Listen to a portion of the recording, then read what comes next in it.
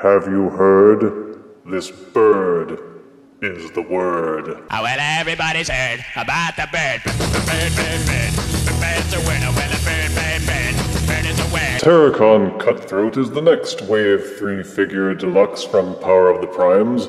Cutthroat was and is the token flyer of the Terrorcon team. Though his birdy beast mode doesn't seem to fall into any obvious classification of bird, either real or mythical. They never really profiled the individual Terrorcons much in the old Generation 1 cartoon, but that was during a time when they were hitting quantity over quality. They've tried bringing this character back sometimes, but seem to be too scared to say the words Cutthroat for some reason. Thankfully, they've set aside their squeamishness for Power of the Primes, and Cutthroat is his name again. Cutthroat, Cutthroat, Cutthroat! The box is normal for a deluxe Power of the Primes figures, showing off the goods inside with character art on the front panel, Abominus off on the side. Raised indentation versions of the Prime Master symbols. And on the back, cool studio lit shots of both modes. Diagrams are included showing how to use the Prime armor, and also the Prime Master figures, which are sold separately. The bio reads, "How will the merciless Terrorcon shock trooper wield the power of the Primes?" Practically the only information is his title and that he's merciless, which doesn't say much. But let us unbox Cutthroat and review him properly. Out-of-box Terrorcon Cutthroat comes with instruction booklet. Collectible trading card saying what happens if he pairs up with Nexus Prime, in which case he tears apart the connections in enemy combiners. The now familiar Prime armor / hand accessory, and a little two-barreled gun accessory. And this is Cutthroat in his alt beast mode, a strange birdy thing. The colors are purple and deep aqua, combined with an almost flesh tone on the legs, heads, and sides. The paint and decals are well applied, and there is plenty of sculpted detail, and a number of little touches like an opening beak, posable wings, and a flip-up head crest that's pretty cool. That said, the lower part of the bird body is kind of wide, and so is the tail. It does make him look more hefty, but it just seems that the bird beast would have that section with some more graceful tapering. This mold has a slight controversy wagering, for the headpiece keeps popping off very easily. The beak is also very loosely hinged and will pop out without much trouble.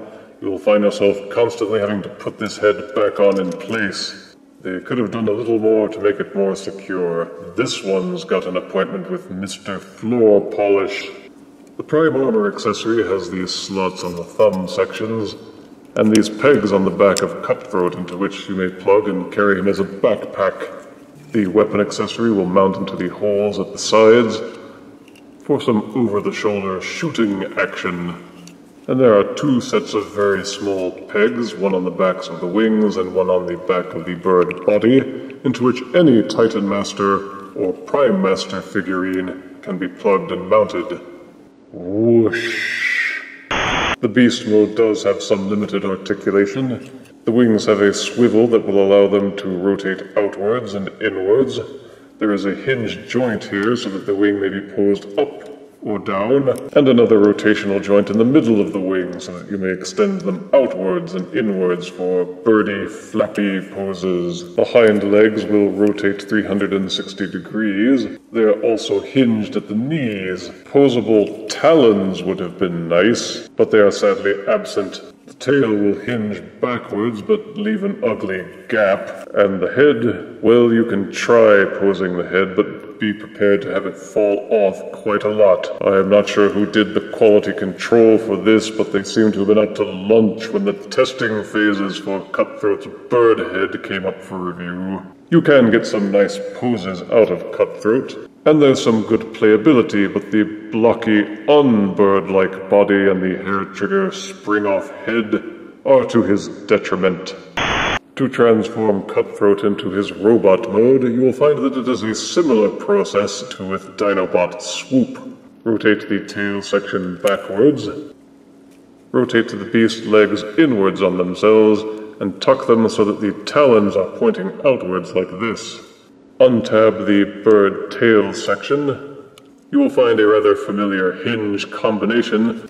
Take this tab at the end of the thigh section, and slide it into the groove inside the shin. You will see that the robot arms are folded and tucked into the sides of the torso. Simply untab and pull them loose. Rotate the upper arm swivel so that the elbows are bending forwards. Then fold the robot wrists out from the forearms. Take the bird head/neck. There is a section here that rotates forwards. Depending on how ginger you are, you may as well just pop the head off while doing the transformation, otherwise it will just fall off anyway. Snap this hinged section down so it covers a gap on top of the robot chest. Then you may fold and rotate the wing assembly in any way that you think is less obtrusive or that makes him look more robotic. Rotate the bird crest back down and pop the head back into place on the body. Here you will see another problem with this mold, and that is that the beak falls out very easily too. The bird head should lie flush to the body and allow enough clearance for the head to look over it. And this is Cutthroat in his robot mode.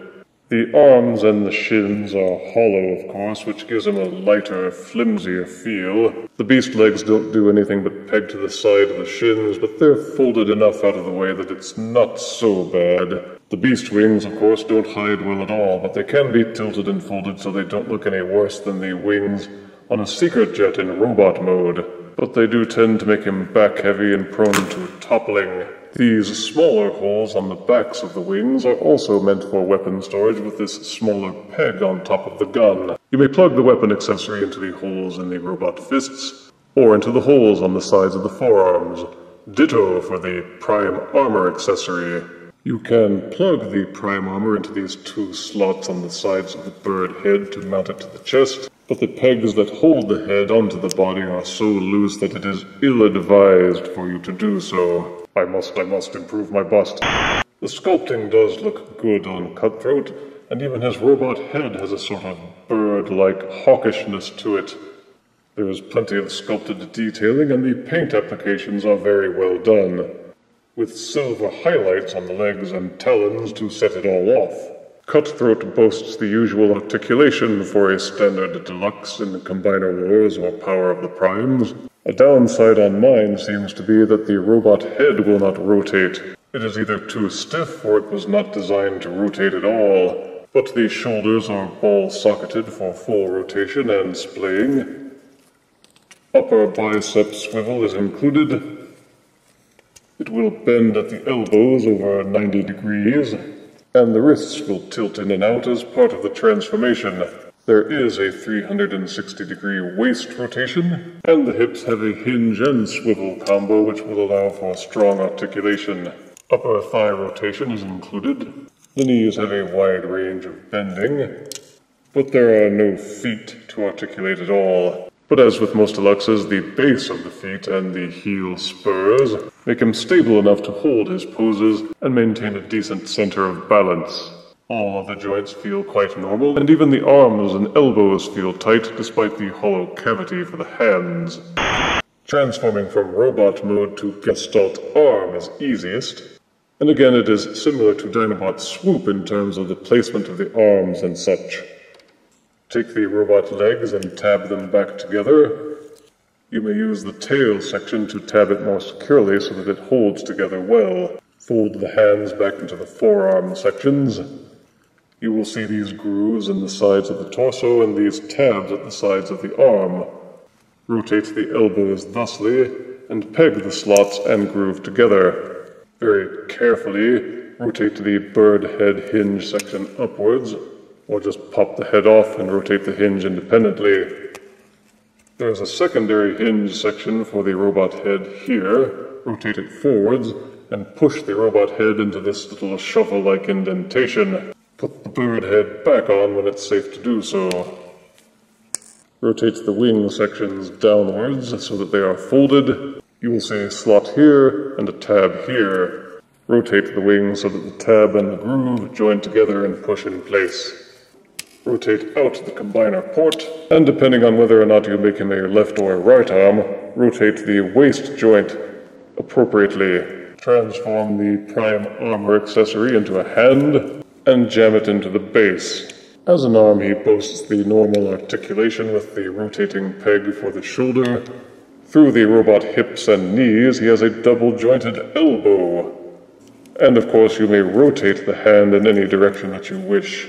He works decently enough as an arm for Abominus, but the beast bird wings seem to get in the way of the rotation quite a lot. And an arm is not part of his official configuration. He is meant to be a leg piece, and as there are other Terrorcons that look better on the arms, I will likely keep Cutthroat as an ignominious leg. Transforming Cutthroat from arm piece to leg piece is fairly simple. Take the fist section out, tilt down the forearm section so it's out of the way, tilt out the beast wings, untab the robot arms from the side of the body, angle the arms downwards and rotate so that the wrist sections are facing forwards as if you were turning him back into his beast mode. You will see these tabs here at the base of the arms and corresponding grooves at the sides of the hips. Push those together and angle in the elbows until the tabs and the grooves push into place. Untab the leg sections, then rotate and fold them back inwards as if you were transforming him back into a beast. Tab them back together so the tops of the shins now cover the robot forearms. Tab and push together, including the back tail section. These shoulder tabs and the wing slots will still work. Push those back together, and make sure that the wings are folded down. Rotate the combiner port upwards, then take the prime weapon/foot accessory from any power of the Prime's Voyager and plug it into the hole at the base.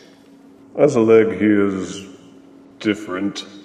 Again, patterned similarly to Dinobot's Swoop in terms of where you put the arms and the wings, but he comes off as a kind of squarish-looking block. Normally that would be great for a combiner shin, but somehow with Cutthroat it seems a little bit off.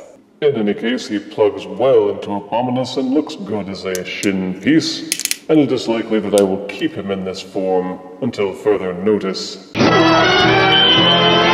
For size comparison, here is Terrorcon Deluxe Cutthroat next to Combiner Wars Sky Rain. Here is Deluxe Terrorcon Cutthroat next to Titan's Return Deluxe Mind Wipe. And here is Deluxe Terrorcon Cutthroat next to a fidget spinner. Yes, I reap fads too. Cutthroat is perhaps the weakest of the Terrorcon Deluxes. Positives are good sculpting, colors, and paint, a good robot mode with strong articulation, Titan Master and Prime Master compatibility, and he helps complete Abominus. Negatives are a blocky bird mode with a head that just won't stay on. The robot head is immobile on my figure at least, and the arm and the leg modes just aren't as good as the other Deluxe Terracons. I therefore give Cutthroat 7 out of 10 deaths. And now you know about the bird. Well, don't you know the bird? Well, everybody knows that the bird is a well.